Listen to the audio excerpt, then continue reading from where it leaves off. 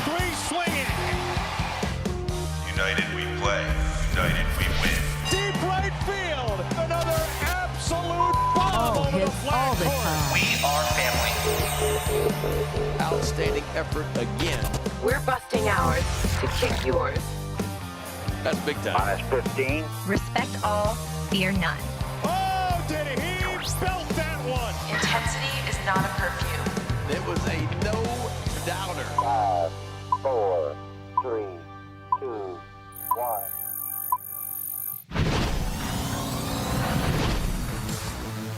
We are up in the bird's nest here at Oriole Park at Camden Yards. I'm Brendan Mortensen alongside Matt Bonaparte, a beardless Matt Bonaparte. Big facial hair change for Bones. Yeah. This is why you got to follow along on Facebook and YouTube, because I'm sure our listeners who are following along with us live are shocked, befuddled that Matt Bonaparte no longer has your iconic beard. I don't know if it's iconic. I think it's iconic. But yeah, took it off. People might be asking, weird time, winter. That feels like the time to grow out the beard. I'll tell you what. Not get rid of the beard. I got real cold. Yeah. I wasn't expecting that, to be honest. It's the kind of thing that you don't recognize that you have going for you until you get rid of it. Yeah. And no beard warmth. First time I walked down to the car, I was like, oh my goodness. Chilly. Cold. Yeah. So it's been a change for sure. Yeah. So what was the reason for the change? Just needed to switch it up. I was getting too long. I was trimming it and I screwed up. You screwed up? And it was gone right there. You goofed it? Yeah, I goofed it. And Wow. I said, you know what? It's time. It's time. So you screwed up a little bit of it, and then you went, the whole thing's gone. Yes. That That's what seems fair. happened. That seems fair. Well, I mean, the people may not recognize you at the Birdland Yeah. Caravan unless they Maybe were. not. They were I don't know if they would have tuning into this recognized show me here anyway. No, but I think they were gonna. I think Well, they you were know gonna what? see the iconic beard. There's a chance it'll be back by then. It's a and go, wow, fast-growing beard. That's Matt Bonaparte of the Bird's Nest Well, we'll of see. MASN All Access. But yeah, Birdland Caravan coming up in a few weeks. The Orioles just announced their events for that. You can go bowling. I'm pretty some pumped. Orioles. Go golfing. I'd like to bowl. Yeah. Yeah, maybe I'll pick A up big bowl. bowler? No. No, but you But just I'd like like to to do bowl. it. Yeah. Yeah. Who doesn't Screening like of the movie 101, story of the 2023 Orioles, happening on Thursday Tomorrow. of that weekend. Nope. Never mind. Next Thursday. Yeah, next Thursday. That is happening at the Charles Theater. That's going to be cool. Exciting team, fun team. I'm Excited to see what for O's it. content did Yeah, for that. I mean, like, being in this building, you might think that we knew that was happening, but we didn't. We It's didn't. a surprise to us as well, and I'm pretty pumped to see what it's all about. Yeah, that was a decision that was made a few floors down. Yeah, and I'm We pretty were not pumped. privy to it. Yeah, I'm excited to see what they did. Yeah, we're pumped Good about team it, though. down there. Yeah, should be exciting. Still not a lot of moves to talk about. I mean, you got Imanaga to the Cubs. Yeah. It was kind of the last big move since we were last on this show, the Robbie Ray trade to San Francisco. Interesting move. Guy who just got TJ. Had a great Cy Young season a couple of years ago.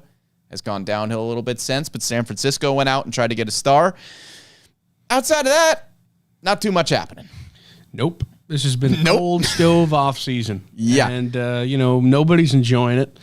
But it is what it is. There's not a lot we can do about it. I bet somebody's enjoying it. I bet there's one sicko out there that's like, I don't think so. this is exactly There's what I one wanted. guy who's like, yeah, everybody, Yeah. be upset. He's doing this with his hands, too. like He's that. doing that evil genius, like, little finger thing with his hands. You guys know what I'm talking about. Again, this is why you got to tune in to Facebook and YouTube to see us doing the evil finger hands. But anyway, not a lot of moves to talk about, so we are going to keep talking about some Orioles prospects. As the description reads, you've got it's not a top-heavy system. It is a loaded system from top to bottom, but the guys at the top just so happen to be like top 20 prospects. Yeah. I think when the new top 100 comes out, you're going to have Jackson Holliday be probably the unanimous number one prospect, meaning he's going to be number one on MLB Pipeline, Baseball America, Fangraphs, wherever you are looking at a top 100.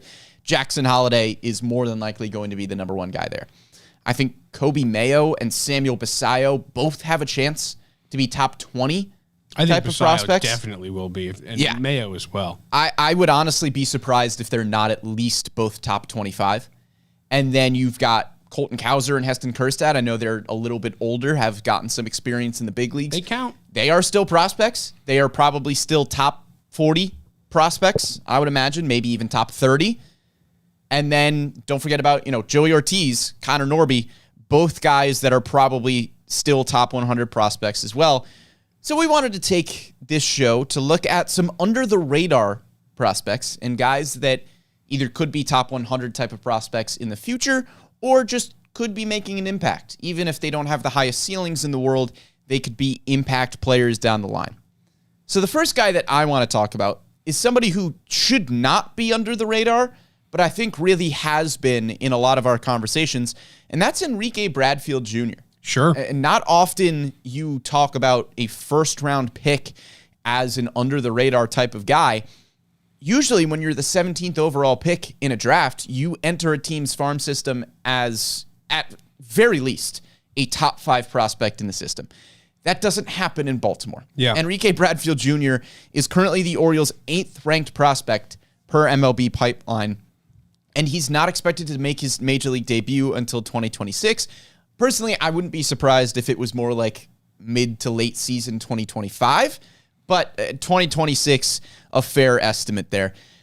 Bradfield Jr. was one of the most exciting players in college baseball at Vanderbilt for multiple years. He has drawn Kenny Lofton comparisons because of his defense and his speed. Probably won't be a slugger. The bat isn't his calling card, but if you think about the Orioles' current center fielder, Cedric Mullins, he only had 4 home runs in his final college season at Campbell. Enrique Bradfield Jr. had more than that, 14 combined home runs over his final 2 seasons at Vanderbilt. So you never know. Maybe he gets older, bulks up, adds some more power. The OPS was close to 900 as a sophomore at Vandy, dipped a little bit as a junior, but you saw his professional debut last year, and it's hard not to get really excited about Enrique Bradfield Jr. 17 games in Delmarva, hit .302 with an on-base percentage close to 500. Yeah, that's what you like. Yeah, you certainly like that. In 17 games, he walked 19 times and stole 20 bases. Yeah, that's pretty good. That's hilarious. Yeah. Watching him in person, I went down to cover one of his first games at Delmarva. It was like he was playing a different sport because he got on the base paths, and I think I was down on the third base line just trying to get some footage of him, and he walks, immediately steals first, and then he's on second. He's just a menace on the base paths. Like, I don't know how you can effectively pitch when Enrique Bradfield Jr. is standing on first or second, because he was just toying with pitchers. He's so fast and agile, just like it was little twitchy movements back and forth, just completely throwing pitchers off. He was going on just about every pitch, and not even just from first to second. He was going on almost every pitch from second to third. And of course, he was safe both times. Like, I half thought he was going to steal home by just the light was so green for Enrique Bradfield Jr. that it's hard to imagine that not continuing to translate as he gets up levels. You got to see where the bat goes. You would like to see him knock some more extra base hits. He only had 2 extra base hits in his 17 games at Delmarva. Got a little cup of coffee in Aberdeen. You would like to see the bat develop, and I'm excited to see what he does over the offseason in his first full offseason in the organization. I think the upside is huge because if the bat does develop, the defense and the speed are already next level. In the recent MLB Pipeline article that polled executives and asked, who was the best in the minor leagues at this specific trait, Enrique Bradfield Jr. got the 2nd highest percentage of votes for best speed tool. Yeah. And there were scouts before the draft that said you could plop him in center field in Major League Baseball right now, and he would be a capable defender. That's going to play. So I'm excited to see where the bat goes, and I think he is somebody to really keep an eye on. Another guy to keep an eye on, another pick from this draft, 2nd rounder, Mac Horvath. Yeah. Really good bat, a guy who at UNC hit .305. He had 24 homers and 1,100 plus OPS.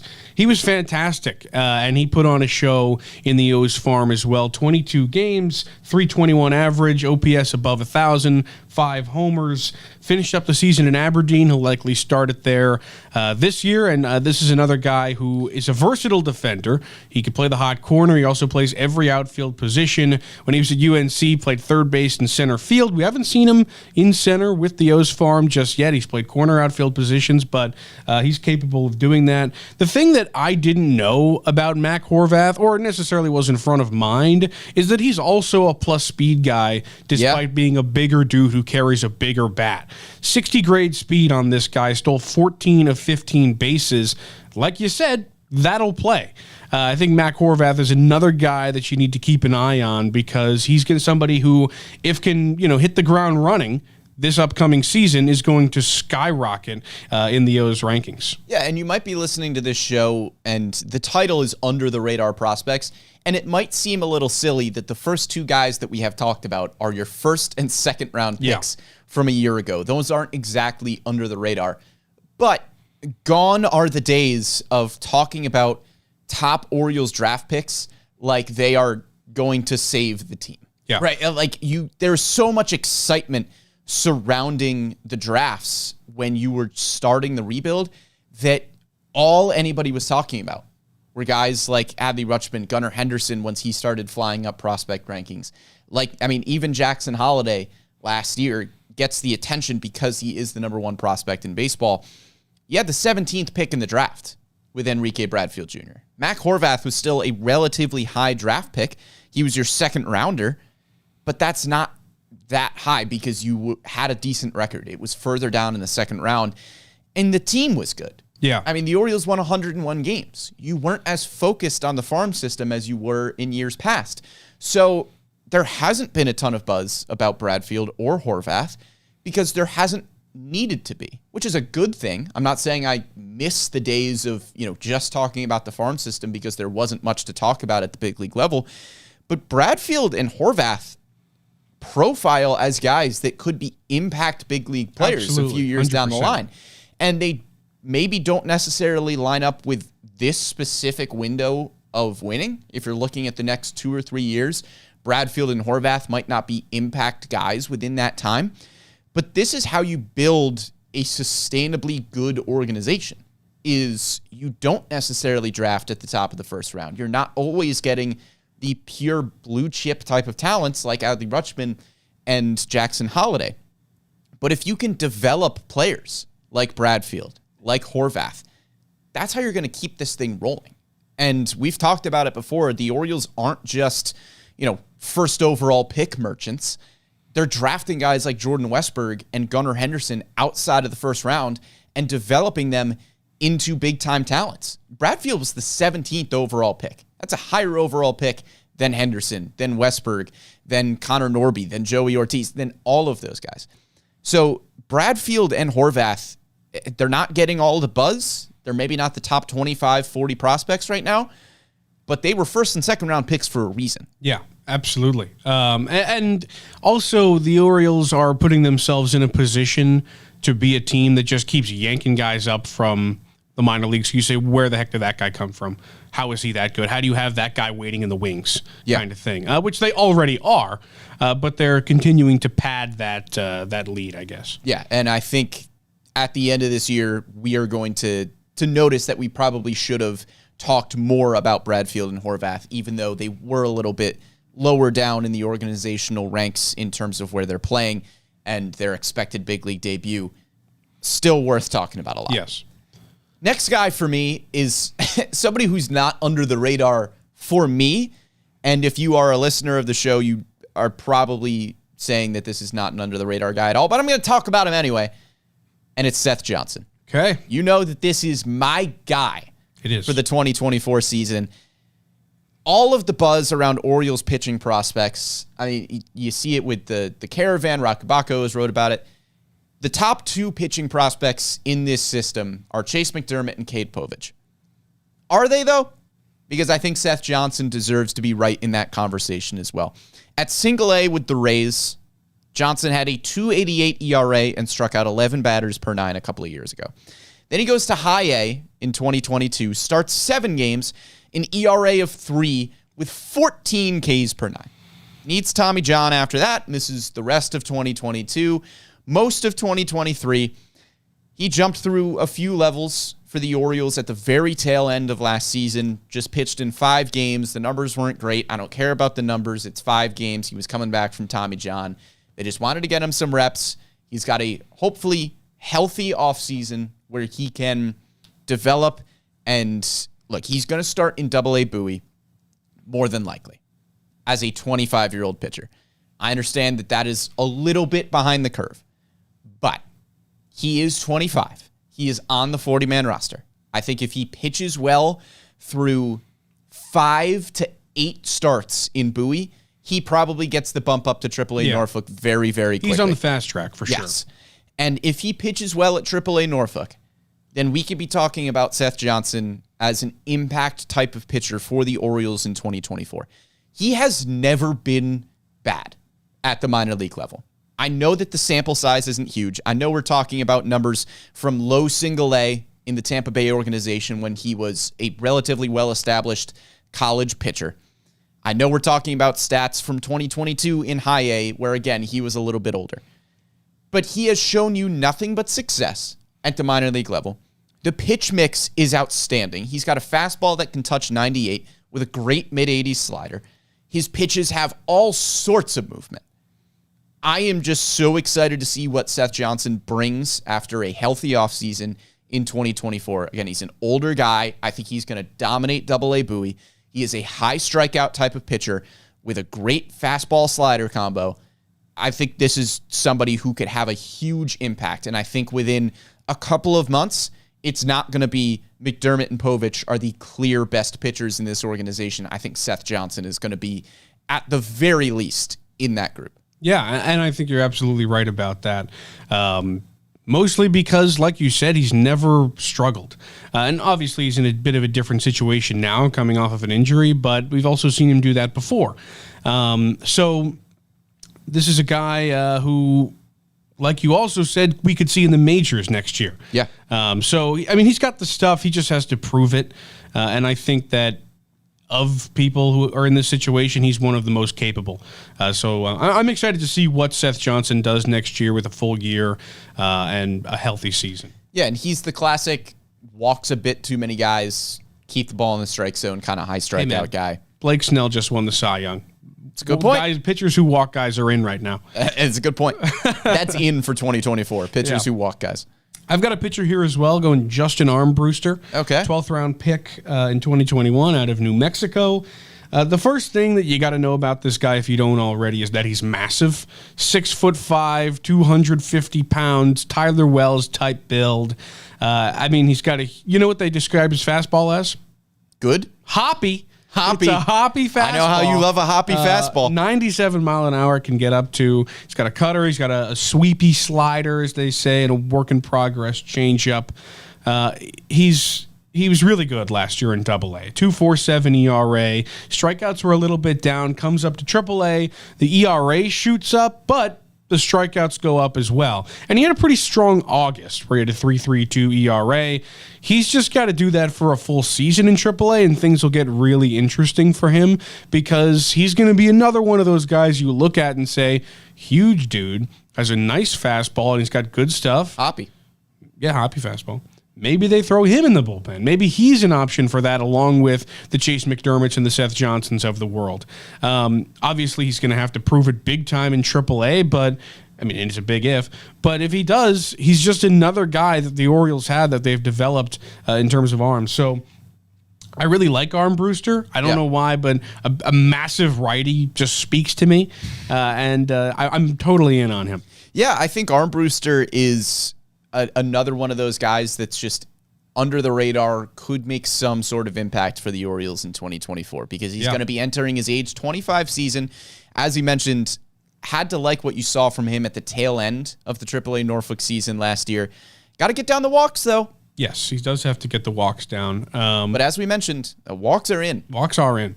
They're not really in. At least for lefties, they are. At least for lefties. If Armbruster can get the walks down a little bit, he is a high strikeout caliber kind of pitcher. I don't know if he's going to crack his way into the starting rotation. Don't quite know if he has that sort of upside. Yeah, I'm not sure about that either. But you always like arms. You always like depth. You always like a potential bullpen arm. I think Armbruster is a good name to keep an eye on, and we could see him in the majors at some point in 2024 if he pitches well. I'm going to keep this pitcher theme going and talk about a guy that I think could have a similar type of Justin Armbruster trajectory. We saw Armbruster enter the top 30 at like 30 last year. And it was like, oh, cool. Justin Armbruster is a top 30 prospect. That's nice. Now he's up to number 19. Trace Bright is currently the Orioles' 30th ranked prospect, a 5th-round pick out of Auburn in the 2022 draft. What have we said for the last 3 pitchers? It's right-hander good stuff. A lot of strikeouts, get the walks down. That's Trace Bright. Over 13 Ks per 9, but did walk over 5 batters per 9 inning last year. Started the 2023 season, by the way, in Aberdeen with 18 strikeouts in his first 8 innings. He's ridiculous. That's a lot of strikeouts. He's so good, and he's just fun to watch play when he's on because he's just going to mow guys down. Yeah. I mean, 18 strikeouts in 8 innings is bonkers. That's so many strikeouts. Ridiculous. And he's a guy that I love to watch the career of here, the timeline, because I think he could absolutely make a difference in the big leagues one day, whether that's as a starter or even a back-end bullpen guy, just because of how great his stuff is. If he gets those walk numbers down and he can keep the strikeout numbers up, he's going to be a problem. Yeah. And I think even more so than Armbruster, I do think Bright's ceiling is a major league rotation type of arm. Yeah. I think we could see him really climb up prospect rankings because he's just, for lack of a better pun, he's got to get the command under control. He needs to come out in a first inning and just start putting guys away. That's where he has struggled this season, where if he starts to walk guys early in a game, he tends to just walk a lot of guys. He can kind of come out of the gate and whether or not Trace Bright has it that day or not. And that also just comes with being a young pitcher. It was his first full professional season in the organization, and those are the kinds of kinks that you can work out, where you can get the command to a more stable place, fill up the strike zone a little bit more, trust that your stuff is good enough to fill up the strike zone and still strike guys out. Yeah. I mean, the crazy number on him, which I believe we've said before, is his K per 9 is only beaten by Grayson Rodriguez and DL Hall in the last however many years. Yeah, it was 13 and a half last season. It's ridiculous. So, I mean, he's a guy that if it isn't on your radar, has to be, because this is going to be a really interesting season for him. Yeah, he's going to be 22 at Bowie. We'll see how he performs there. But if he can fill up the strike zone, this is somebody that, again, could vault into that next tier of pitching prospect. For me, going with a 2020 second-round pick, Hudson Haskin out of Tulane. A guy that is talked about a decent amount, but I wanted to highlight because it's an interesting year for him. Absolutely. He's coming off of a pretty big injury, and he's also coming off of an offseason in which he was left for the Rule 5 draft. So it's a big old prove-it year for Hudson Haskin. And I think we're going to find out whether or not he's got it. He's a very, very good player and has been in the past. 821 OPS in 2022 in 109 games at Bowie. Last year, in the time that he was healthy, he had an 800-plus OPS. He's got a lot going for him, but it's going to be a very interesting year for another outfielder that the Orioles have who definitely has talent. The Orioles have a bunch of outfielders who definitely have talent. I just don't know if they're going to make to the majors. Yeah, it's going to be a weird year for Hudson Haskin, yes. I think. It was a weird offseason for Hudson Haskin because many of us expected Haskin to be protected from the Rule 5 draft and added to the Orioles 40-man roster. He wasn't. He missed a lot of the year at the end. I don't know how much of that was maybe the Orioles were trying to hide Hudson Haskin a little bit and keep him from another team selecting him in the Rule 5 draft, but had a nice season in Norfolk when he was there. I mean, it was 23 games, but he had an 832 OPS in that stretch. He's just going to be entering his age 25 season. So he's starting to get to the point where it's, okay, it was a second-round draft capital, 39th overall pick back in 2018. He is putting up decent numbers in AAA Norfolk. Does he have the upside of an everyday big league starter? I don't know, but he can play a quality defensive center field. He could, I think, at the very least be a depth piece if you have an injury or anything like that at the big league level.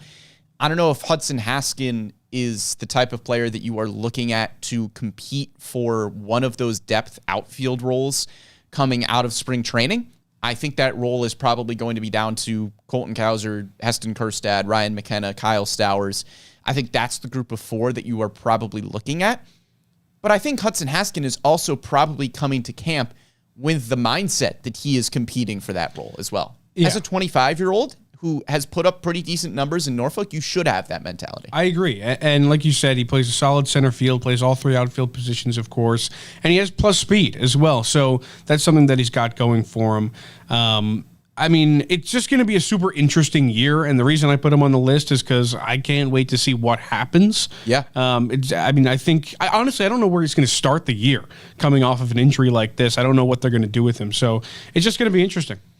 We have now reached the portion of the show that I will affectionately call the sicko portion of the show, where we are looking at some prospects that are either at the very tail end of the Orioles top 30 prospect rankings or just flat out not on the top 30 at all. And those are some of my favorite guys to talk about, because this is what a baseball sicko like me just lives for. The guys that are totally off the radar that could make a name for themselves. I'm going to start with a guy who is in the Orioles top 30 as of right now, and that is Alex Pham. He's the Orioles' 29th ranked prospect in their top 30. He is a small starting pitcher at 5'11", which is part of what dropped him to the 19th round back in the 2021 draft. But he's got a 5-pitch repertoire, and he can mix all of his pitches really, really effectively. He was a reliever in college and was a reliever in the system heading into the 2023 season. And then the Orioles gave him a chance to start. He was really, really good. He got 12 games in Aberdeen with a 2.45 ERA, 14 games in Bowie with a 2.67 ERA. That's good. Now, again, does need to get the walks down a little bit, but he did that effectively in 2023. He was walking nearly 5 batters per 9 in 2022, got that down to 3.5 in 2023. He is beating those walks too many guys allegations. Struck out around 8 batters per 9 once he got up to Bowie, but that was in his age 23 season. He's still pretty young to be in Bowie. I don't know if he has the highest upside in the world. A 5'11" starter is tough to translate to the big leagues. We've seen it occasionally with shorter starters having success, guys like Marcus Stroman, but that's not going to happen all the time. The pitch mix isn't overwhelming. He's not going to give you a 100-mile-an-hour fastball, but he's got a 5-pitch mix. He can use all of his pitches well. He's not walking a lot of guys anymore. He can fill up the strike zone.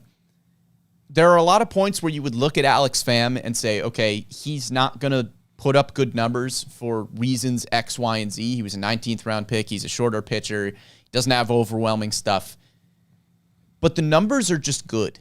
Yeah. So I don't know how many things you can look at with Alex Pham that aren't overruled by just going, hey, the numbers are good, though. Yeah. Like, if the numbers are just going to be good, like, I'm not going to say that he doesn't have the ceiling because he's just been a solid pitcher. I guess it's the kind of thing where you just have to think about whether or not it's going to translate to the next level and keep taking that chance on him. But like you said, if the numbers are good, it's really hard to deny him.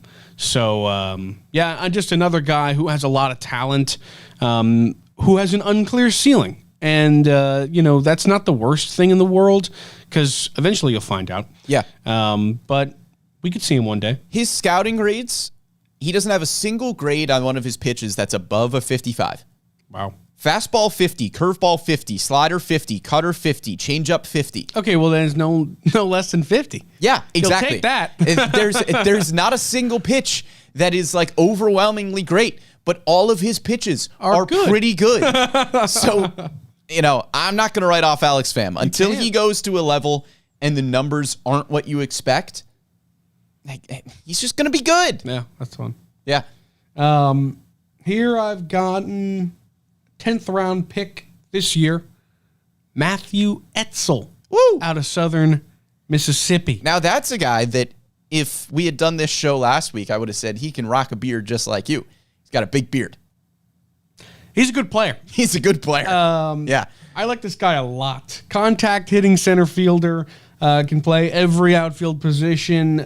Played his way up to Aberdeen to finish the year this year. Has flown under the radar. I mean, how many times does a 10th round pick actually play incredibly well to start the minor league season after being drafted and get promoted? I actually don't know the answer. 21 games at Delmarva this year, 314 average, nearly a 450 on base. Yeah. I mean, you'll take that. 486 slugging gets him above a 900 OPS, 16 stolen bases and a couple of homers. This is a guy who is, if he can start the year at Aberdeen, which he probably will, and continues to impress, he's going to throw himself right in the conversation of the Beavers, the Fabians, the Haskins, the Rhodes, all those guys, and be an outfielder where you're like, well, there's another one who could potentially make it up. And he's a younger guy, obviously, having been just drafted. So definitely a guy to keep an eye on in terms of potential outfielders that we could see one day, because he's incredibly talented, plays a great center field, played for Jackson Holliday's relative in Chatham. Yeah. So he's got that going for him too. Matthew Etzel, sneaky athlete. I'm going to throw that What term does out that there. mean? Listen. He's a professional baseball player. So we went down to Delmarva. You'll see what I mean in a second. We went down to Delmarva, talked to a bunch of guys, and kind of the joke was, because Enrique Bradfield Jr. is like the fastest man alive, we were asking everybody if there was anybody that could possibly beat Enrique Bradfield Jr. in a race. And the guys said Matthew Etzel. Look at that. As not could beat him, but if anybody was going to give Enrique Bradfield Jr. a run for his money, It's my guy. it was Matthew Etzel. I like that. Yeah. That's good. And he's got a great name. Good hitter. I like Etzel a lot. Great first name he's got. Good first name there. Great. Final guy for me that is an under-the-radar player, Carter Young. Not going to find him on a top 30 list. 17th round pick back in 2022. 17th round pick, I'm putting in air quotes, because he was a very overslot selection. Similar to Enrique Bradfield Jr., went to Vanderbilt and was much better in his sophomore year than his junior year. Had an OPS close to 900 as a sophomore for Vandy and fell to a 710 in his junior year. Struggled a little bit in Delmarva to begin last season numbers-wise. Moves up to Aberdeen, and the OPS shot up to 740 in 15 games. Batting average was over 290. He plays shortstop. That's good. Went to Vanderbilt. That's even better. Yeah. Probably pretty I don't know smart, what the too. upside for Carter Young is, but I do know a few things about him. First is that the 17th round draft pedigree, if you are still looking at that, probably somebody who could have been selected anywhere from rounds like 5 to 8 if a team thought that they were going to be able to sign him. He slips to the 17th round because I think maybe the Orioles thought there was a chance they could sign him and just why not take a shot? And then they do end up signing him, which was a surprise to everybody involved covering that draft. And if you play shortstop for Vanderbilt and hit well at a premium position, put up the kind of numbers that he put up in his sophomore season, that's somebody to look at. I'm not saying that everybody who is a shortstop at Vanderbilt is automatically going to be a quality big league player. That is arguably the best college baseball program in the country. Sorry, Ben McDonald's LSU, but I think Vanderbilt's right there as the best in the nation. And he played arguably the premier position for that team and put up great numbers. Yeah. I think that if it wasn't the Orioles, he probably doesn't sign. Like, think about it. Like, Yeah. that's the only team where you're like, okay, you're looking at the farm and you're like, well, that guy succeeded, that guy succeeded, that guy succeeded. Like, this is probably where I want to be. Yeah, and I think if it's another team, Carter Young is probably going, okay, I'm going to go back to school for my senior year, try to put up the numbers that I put up my sophomore year, get my draft stock back up, and get selected within the first couple of rounds. He's the guy that you go on his baseball reference page in a couple of years and see that the Orioles took him in the 17th before he got taken in the first, kind of thing. And you say, wow, we were on him, kind of thing. But he signed because probably just a huge credit to this organization for the way that they develop talent. And he probably wanted to be in a place where there's a lot of success going on in the minor leagues. And obviously I can't fault him for that because, I mean, how could you not want to be there? Yeah. I mean, the Orioles are the place to go if you are going to get the most out of your upside that you possibly can. So I think Carter Young is somebody that we could look at as, you know, he could have a big 2024 and we could say, yeah, the potential was always there. Yes. And if he struggles a little bit, it was a 17th round pick. You took a flyer on the guy, tried it, didn't work. Okay, move on. But I think Carter Young could sneak his way to being a solid prospect for the Orioles. My last one, if you know me, you knew this was coming. Oh, yeah. 27th overall prospect. Woo! It's my boy, Billy Cook. What a fitting way to end this show. It's my The guy, last Billy Cook. You know, if you didn't know, now you know. 2020 season, first in Bowie history for the kid. I mean, he's just a fun player. He's a lovely guy. This is a guy that you're going to want to follow. I feel like he's the kind of guy who everybody would have been clamoring over in like the early 2010s. And just a ball player's ball player. Ball player's ball player. Yeah. Absolutely. He's the kind of guy that if he played like 15 years ago, we'd be sitting here remembering guys and I'd be like, Billy Cook. And you'd be like, oh, Billy Cook. Billy Cook. 776 OPS last year. He said he wanted to work on it. Went down to the Arizona Fall League. Hit 818 for the OPS. Hit 818? Yeah, he got an 818 OPS. All right, let me rephrase that. 818 OPS thanks to a 360 on base. That's good. He walked 14 times in 20 games, so he wasn't lying when he said he was working on it. So that's something that keep an eye on him for because 2020 season's fantastic, but that OPS does need to rise. In terms of the glove, he's a utility guy. First base, second base, the entire outfield.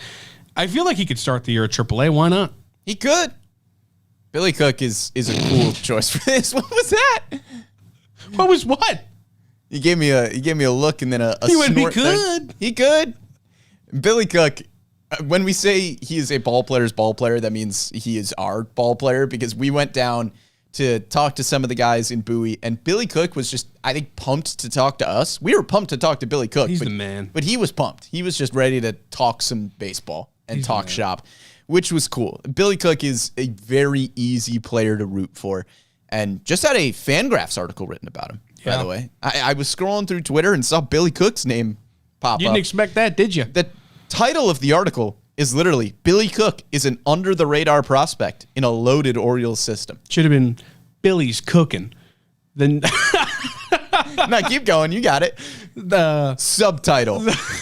subtitle: the next big star who's breaking records in the O's farm system. Well, I'm glad you haven't put too much pressure or expectations on him. I mean, That's I haven't. good. I'm just rooting for him. Yeah. He's my favorite player. Yeah, look, good athlete, as you mentioned, can play second base, first base, every outfield position. That's going to play in this Orioles system. That is what they look for in the minors. That is what they look for at the big leagues. You have stars like Gunnar Henderson that play multiple positions. Jordan Westberg plays multiple positions. That versatility is going to help Billy Cook a lot. He's got to get the strikeout numbers down. Had a 25% strikeout rate last year. Just such a hater, man. I'm certainly not a hater. I am on the Billy Cook bandwagon. We are early to the Billy Cook bandwagon. Excited to see what he does in 2024.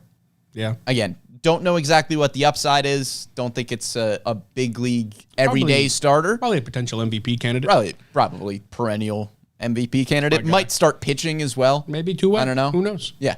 Could be Shohei. I don't. Yeah. That's what Gotta we're talking trust about in the here guy. on the Under the Radar Prospects show. It's just guys that could potentially turn into Shohei. You know, that's what you look for in an Under the Radar Cook starts prospect. that list. And Billy Cook is number one on that list. But I think that'll just about wrap things up here for our Under the Radar Prospects show. Make sure you are following along with all of our MASN Orioles social accounts, YouTube, the MASN app for all of our off-season coverage. We've also got the Hot Stove Show coming to you every Thursday at 1:30 on Facebook and YouTube. It'll be on Twitter, I think at 2 or 2:30. I don't know. at some point. We're going to cover all of your Orioles offseason news here on the Bird's Nest as well. If you didn't follow along with us live on Facebook and YouTube, you can catch us after the fact on Spotify, SoundCloud, Apple Podcasts, Google Podcasts, wherever you get your podcasts or digital shows. You can find me and Matt Bonaparte here on the Bird's Nest. Big thank you to Amy Jennings behind the scenes. For Matt, I'm Brendan. We'll catch you next time.